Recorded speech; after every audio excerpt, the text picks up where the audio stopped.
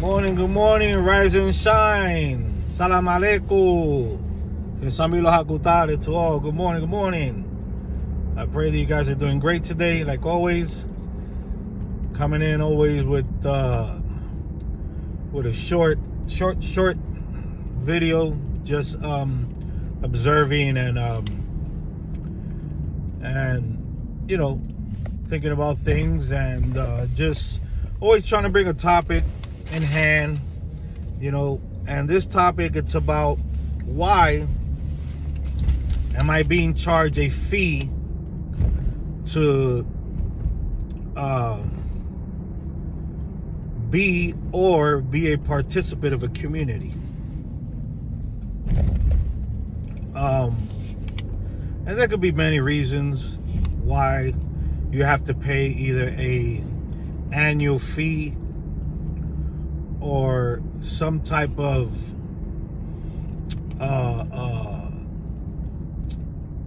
fee, not only in the sense of it being in money, but it could be in other things.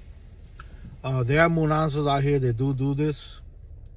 I was in one that you should charge a yearly fee that was recommended to pay for being part of the munanzo, and that fee usually would help the elder with the things that the engangas would need, you know, the muertos would need, kind of like helping him out, you know, with the responsibility of having to do certain things and always propitiate the engangas with what they needed, you understand? Because an enganga just doesn't sit there and do anything, you know.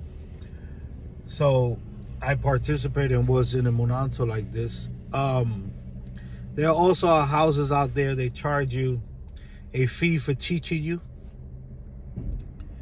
you know, an X amount of money, whether you pay by class or an amount of classes that you take, they charge you for it, or whether it's a certain amount, you know, for the whole, let's say the whole semester, you know, 6 months, 7 months, 12 months, well, you know, the whole semester.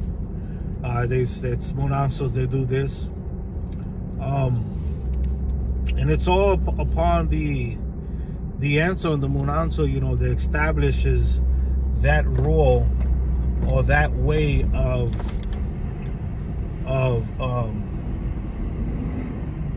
teaching, but at the same time kind of like having you pay something for you could understand the worth of what are you being taught. Some people don't look at free things valuable, you understand? Since they got it for free, it holds no value. So in order to put a value on what you are learning, what you are being taught, then elders would do this type of thing just to not only help the munanzo, but also show you that it's valuable. And I know that some people complain about having to pay for certain things and that, but you know, in the old days, you didn't have to pay for this type of, you know, things. You know, in the old days, you was taken and taught just because it was a custom, a tradition to teach, you know, their traditions and their beliefs. But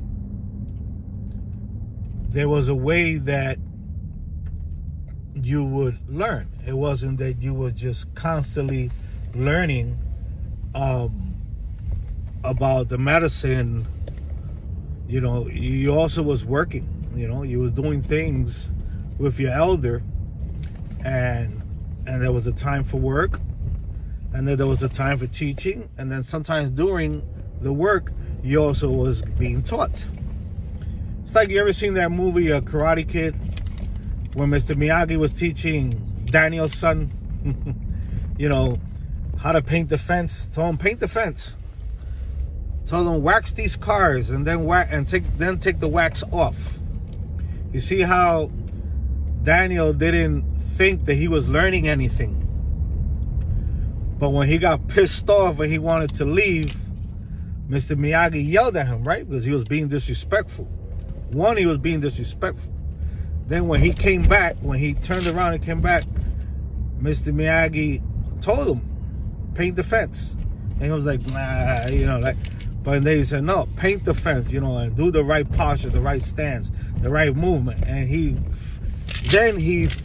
it came to his mind. Then he realized that all what he was doing was being trained. Everything that he was doing, that Mr. Miyagi was saying him to do, that he looked like it was work and hard work, it was part of the training. It was actually developing, giving him showing him patience, showing him technique, showing him respect, how to not depreciate the value of things. And even though he didn't pay actual money, by the work that he did at the same time, he was earning what he was being taught. Long story short, you understand? And that's the whole thing that has to be always understood in the tradition. And a lot of people don't see it like that. You know, some people complain a lot about what they paid. But I also understand that there are people out there, they're charging a ridiculous amount, or they're charging people and they're not even teaching them. I know that. It's happened to me plenty of times. But other than that, guys,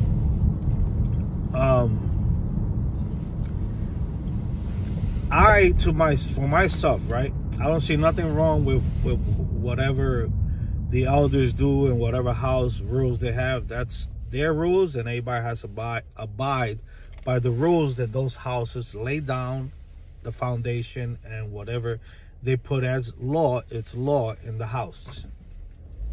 Now, I for myself, I think, you know, that, and I know that a lot of people just want to take advantage of people. And that's the reason why these elders do this.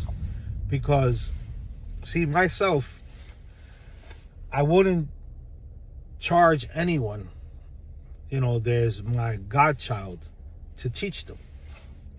Once they will be initiated, you know, they're initiated, I'm going to teach them to a certain extent, depending on the grade of initiation they have received or gotten. And that's how I would go. And I would think that because they are in the tradition, they believe in these spirits, they know what the Ngangas do for them, they know what their ancestors do, then they would acknowledge somehow that, and with their own eyes they will bear, that the elders do things, that the elders give things to their ancestors, to the Ngangas, that in these days is not free. It costs money. You have to go to stores and buy these stuff. You have to go to farms and buy animals. You have to buy rum. You have to buy tobacco. You have to buy, let's say, higueras, ícaras. You know, there's certain things that you have to do when you're gonna do an ajiaco. You know, you have to buy the meats and the víveres, let's say the yams and all that, and you have to cook all this stuff, you know, and you have to give. And then some hold once a year, they feed the Ngangas a particular animal at least once a year. You understand that it's not cheap, especially where I'm at. It's not cheap, you know. So I think that we have to understand that if we are being taught, if we are happy where we at, if we are pleased with the Ngangas, with those spirits, that they have helped us you know, in whatever aspect of your life, whether one thing or many things, then it should come upon yourself to here and now and then help in the Monanzo. Not just with yourself, meaning physically, but here and now and then bring something that you know that the Ngangas need, and your padrino, your madrina has to get them. You understand? I'm not saying spend your money, your fortune, and always do this 20. No. When it comes from the heart and you're grateful, you want to show gratitude, bring a bottle of rum. I mean, what does it take to bring a bottle of rum? Bring a box of cigars. If you can't afford a box of cigars, 2 or 3 cigars. You know? If you know that the house sometimes here now and then they need certain plants to clean, you know, the munans or whatever, then figure out, you know, ask your padrino what type of plants he uses to clean the munanzo, and when they come and get yourself these plants and bring it to him, you know. Like, if they use candles, bring a box of candles. You know, like, there are things that we could do as people and students to show gratitude and gratefulness to our elders that just doesn't have to do with money. If you don't do none of that, and what you find easier for you is to drop a couple of dollars, you know, whether your padrino has a basket or something where you could drop something there, or you could, with permission, of course, ask to get close to the Ngangas, and you could talk to the Ngangas, and you could leave something, you know, for the padrino could buy something for the Nganga or whatever, then do so. Because this is a tradition that everything is not just paid with food, you know. Back then, there was a lot of bartering, you know. I could do this for you, you bring me this bag of rice and this chicken. You know, it was like that back in the days. But these days, the system here is different. And in these states, things are not the way it was back then. Understand? And unfortunately, a lot of people have taken advantage. They haven't really valued the services that have been rendered to them. They have come from an elder, whether male or female, from their heart to help out of just wanting to help. And unfortunately, it gets to a point that the person sees that people are not being grateful for what they have done for them. Really what the Nganga has done, but also the elder, whether male or female, they have to take the time and do the work. You understand? They are the ears, the eyes, the hands of that. You understand? Really the hands of that, you know, a spirit. So just an advice, you know, I spoke about this a while back. You know, I used to always, the house that I came from, I used to always, when I went, I didn't go empty-handed, you know. And if I couldn't go, I sent something, you know, whether monetary, usually was money, to help out for what the Ngangas need, and to show my gratitude of what I have learned, what I have been taught, and what the spirits have done for me, you know. So it's just something, you know, that came to mind today. You see, I usually just comes from whatever, you know. I turn on this camera, I speak about whatever, I speak about what comes to my mind. You know, there's nothing here planned, there's nothing here written down. You know, these are not the types of videos that I do. I don't get a lot of views because of this. I understand, because I don't sit down and put a lot of photos and speak a lot about Nkisi Malongo, like, you know, in a way that people will want me to. But I am one, you got to remember that I'm not the all be all. I don't know it all, you know, and some of the things that I know, I'm afraid to give to overpass what I should have not given.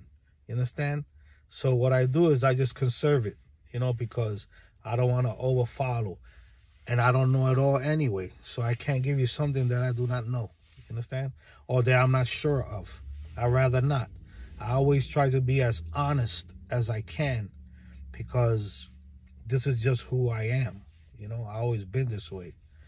You know, so I'm not going to sit here and make videos speaking about a bunch of nonsense when it's just to bring people to watch the videos. You understand? If you're here, it's because not only I have given you something from myself, of my self-experience, and also because you probably of the type that you like how I conversate, or you feel the energy that I put out towards you guys.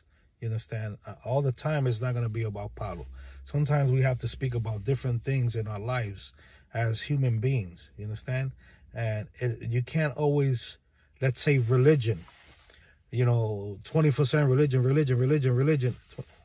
No, there's a point in time where religion comes in, and then there's a point in time where we have to speak just as humans, you know, away from the religion, and speak and talk and express ourselves and seek guidance, seek help. You understand? And then that's when you go and seek guidance from your elders or your help, or somebody that's the elder. Doesn't even have to be in a tradition, because it might not have anything to do with the spiritual world. You understand? It's just things in life that we, through other elders, could learn, you know, by their experiences, what they did wrong, what they wish they could have reborn again to change. These information, these things we get from our elders, whether spiritual elders or whether just elders in humanity. Be safe, guys. Have a great day. It's a little cloudy today. Looks like it wants to rain again. I'm all for it. I'm just hoping I could get done before it really starts pouring. And salam alaikum alaikum salak and sambi lo akutare con mucho más simene. And thumb up the video, guys, for the algorithm. Have a great day. Be blessed.